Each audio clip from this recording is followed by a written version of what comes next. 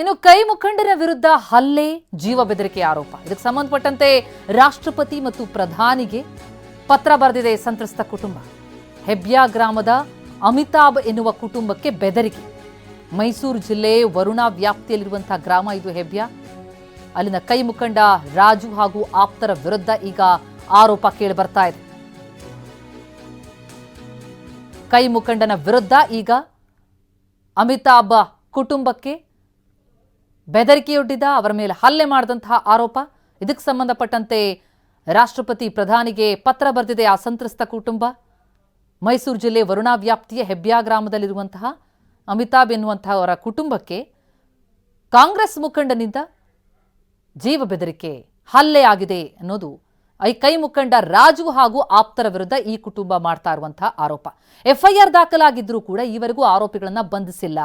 ಈ ಹಿನ್ನೆಲೆಯಲ್ಲೇ ಸಂತ್ರಸ್ತ ಕುಟುಂಬ ರೋಸ್ ಹೋಗಿದೆ. ರಾಷ್ಟ್ರಪತಿಗಳಿಗೆ ಮತ್ತು ಪ್ರಧಾನಿಗೆ ಲಿಖಿತ ದೂರನ್ನ ಕೊಟ್ಟಿದ್ದಾರೆ, ಪತ್ರ ಬರೆದಿದ್ದಾರೆ. ಅಮಿತಾಬ್ ಎಂಬುವರ ಕುಟುಂಬದ ಜಾಗದ ವಿಚಾರಕ್ಕೆ ಸಂಬಂಧಪಟ್ಟಂತೆ ಈ ಕಾಂಗ್ರೆಸ್ ಮುಖಂಡನಿಂದ ಬೆದರಿಕೆ ಬಂದಿದೆ. ನಾವು ಹೇಳಿದವ್ರಿಗೆ ಜಾಗ ಕೊಡಬೇಕು ಅಂತ ಹೇಳಿ ಧಮಕಿ ಹಾಕಿದ್ದಾರೆ ಅನ್ನೋದು ಕಾಂಗ್ರೆಸ್ ಮುಖಂಡನ ವಿರುದ್ಧ ಕೇಳಿಬಂದಿರುವಂತಹ ಆರೋಪ. ನಮಗೆ ಸಿದ್ದರಾಮಯ್ಯ ಗೊತ್ತು, ಯತೀಂದ್ರ ಗೊತ್ತು ಅಂತ ಹೇಳಿ ಬೆದರಿಕೆ ಹಾಕಿದಾರಂತೆ.